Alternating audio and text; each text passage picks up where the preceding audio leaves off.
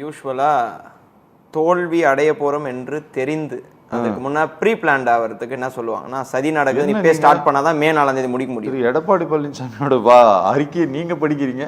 இல்ல தோக்க போகிறோன்னு தெரிஞ்சுட்டு இல்ல தோக்க போறோம்னு தெரிஞ்சது அவருக்கா சார் இப்பந்தே ஸ்டார்ட் பண்ணாதான் சார் வேலை.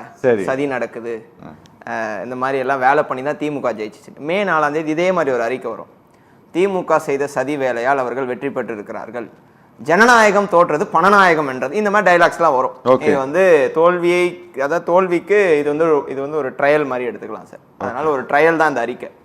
மெயின் பிக்சர் மே 4ஆம் தேதி இதை விட பெருசாக கூட வரலாம். எனக்கு தெரிஞ்ச 2 வரலாம். இப்படி ஒன்று வரலாம். இன்னொன்று வந்து எனக்கு வாக்களித்த அனைவருக்கும் நன்றி, மீண்டும் 2031 உங்களை வந்து சந்திக்கும் வரை பனையூரிலிருந்து உங்கள் தலைவர்னு ஒரு அறிக்கை வரலாம். 2 அறிக்கை வரும். அது வந்து இது வந்து ஒரு ப்ரீ பிளான்டு, அதாவது தோல்வி அடைவதற்கு முன்பாக வர்ற ஒரு அறிக்கையா தான் சொன்னார். இந்த அளவில் நிறுத்திக் கொள்ள நீங்கள் விரும்புகிறீர்கள்.